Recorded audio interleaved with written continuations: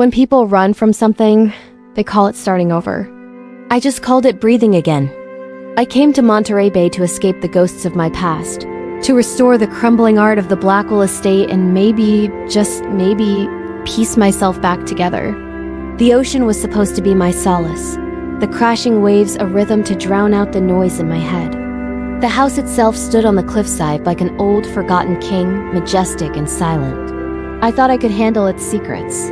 I was wrong. It started with the neighbor Evelyn, a woman whose eyes held a little too much knowledge. "You must be the new restorer," she'd said, her voice a mix of welcome and warning. "Careful with that house, dear. Some things here don't want to be uncovered." I brushed it off with a polite smile. "It's just a house." Her smirk still haunts me. That's what the last woman said. I tried to focus on the work, on the familiar scent of oil paint and turpentine. But the house wouldn't let me. Unpacking my life in boxes, I found it, the small silver locket I'd tried so hard to forget. Inside, his face. Daniel, my missing fiancé. I came here to forget him. But somehow, even the wind seemed to whisper his name. Then he appeared.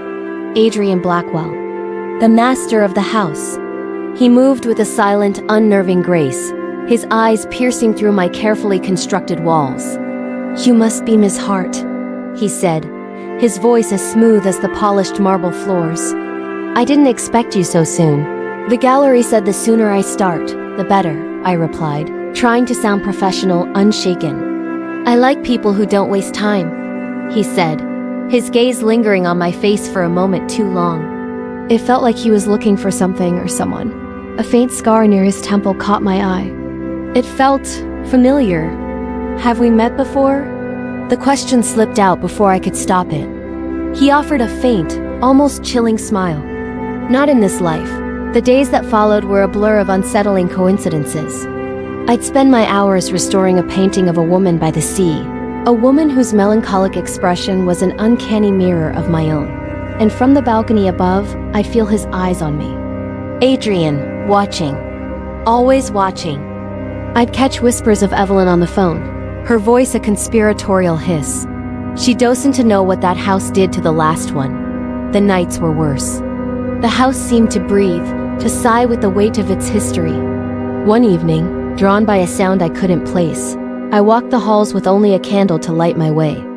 Faint whispers, like ghosts of conversations, danced at the edge of my hearing. I turned and my blood ran cold. The painting I had been working on, it was different. The woman's eyes, once closed in sorrow, were now wide open, staring directly at me. "What the hell?"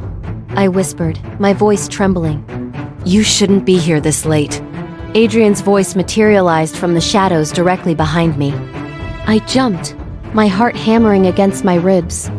"I heard something," I managed to say, my voice barely a whisper. "Old houses have memories," he said, his tone unnervingly calm. "Learn to ignore them." He stepped closer, closing the space between us until I could feel the warmth radiating from him. The air grew thick, charged with something I couldn't name. "Do you always stand this close to your employees?" I challenged, my fear warring with a strange sense of defiance. His voice dropped, becoming a soft, dangerous murmur. "Only the ones who lie about why they came." I froze. How could he know? "What are you talking about?" "You didn't come here for art restoration, Miss Hart," he stated, not asked.